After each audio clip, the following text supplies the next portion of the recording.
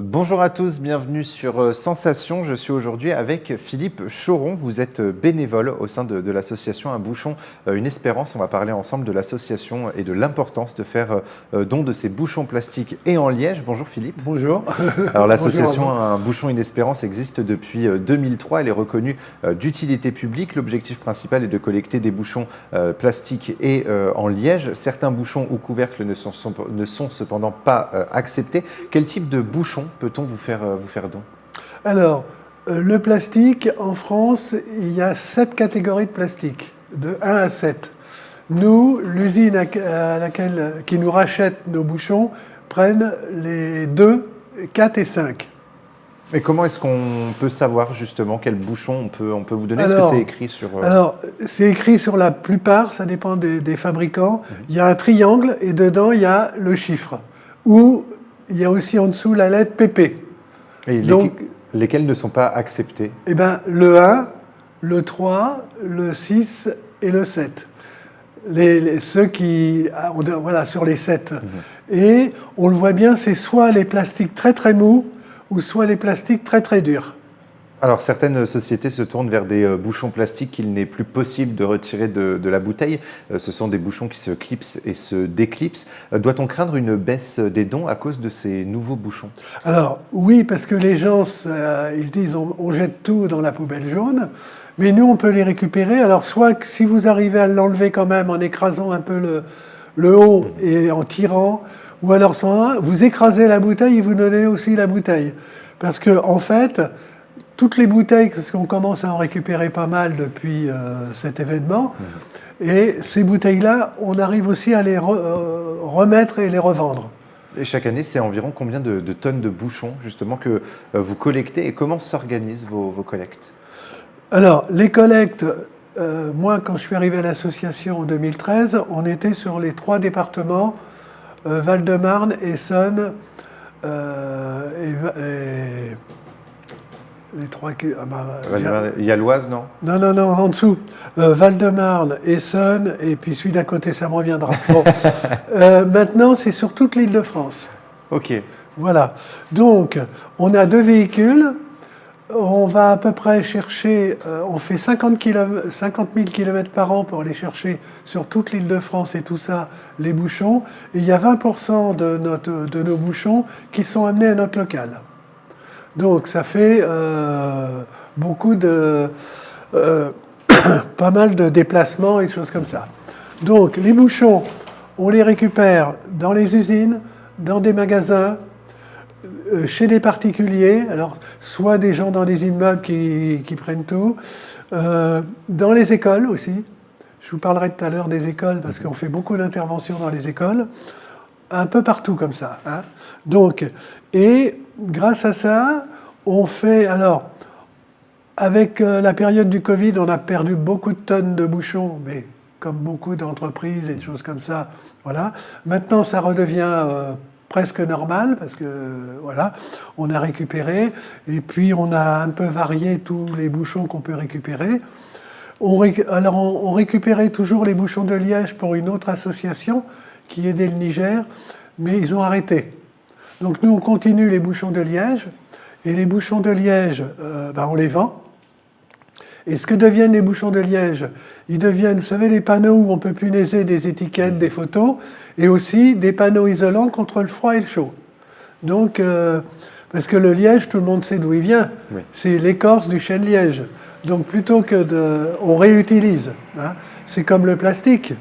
L'ingrédient principal, enfin, le matériau principal pour faire le plastique, c'est le pétrole.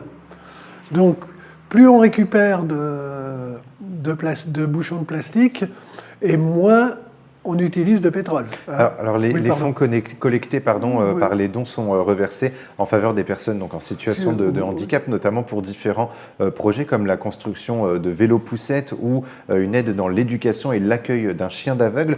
On pense tout de suite au financement des fauteuils roulants également. Finalement, les dons de bouchons ne servent pas qu'au financement des fauteuils roulants. Comment est-ce que vous informez et sensibilisez les citoyens sur vos actions et vos projets? Alors, les gens peuvent voir sur notre site ce que l'on fait, mais on a beaucoup de relations avec, et déjà, toutes les relations qu'on peut avoir, on a énormément de demandes. Et des fois, on n'arrive pas à faire toutes les demandes. À la fois parce qu'on n'a pas assez d'argent, enfin, pas assez, on a quand même de l'argent, mais on peut pas, il en faudrait beaucoup plus. Tout ce que l'on fait, on fait très attention à qui on donne de l'argent. Déjà, on ne donne pas d'argent aux gens, on donne l'argent à celui qui fait les travaux ou celui qui vend le matériel. Par contre, tous les centres qui viennent nous aider de personnes en situation de handicap, des IME, instituts médico-éducatifs ou autres, des fois, on les aide à acheter certains matériaux. Donc là, on fait un chèque pour le centre, enfin, ce qui est logique, mais on sait que ça sert bien à ça. Alors, voilà. Vous vous êtes également engagé avec le tremplin citoyen de l'Essonne. En quoi ça consiste? Alors, pour trier les bouchons, il faut du monde. Alors, notre association est en majorité, les bénévoles, ce sont des gens à la retraite. Parce que c'est la semaine, on travaille aussi le week-end, mais c'est la semaine, donc les gens qui travaillent, ils ne peuvent pas être partout. Hein, voilà. Et on se fait aider donc par des centres en situation de handicap, comme les IME. Et moi, je sais que les personnes en difficulté qui viennent nous aider, ils disent, c'est pas parce que je suis handicapé que je ne peux pas aider les gens. Et en plus, on fait des rencontres, on rigole, on passe de bons moments, et pour nous, c'est important. Enfin, je ne rentre pas dans les détails, mais moi, j'ai travaillé toute ma vie en psychiatrie. Enfin bon, je rentre pas, voilà. Mais j'ai rencontré beaucoup de personnes handicapées, et là, ils viennent nous aider. Pour eux, c'est important. Et c'est une filière. Alors, le tremplin citoyen, c'est le département de l'Essonne qui a créé ce tremplin citoyen.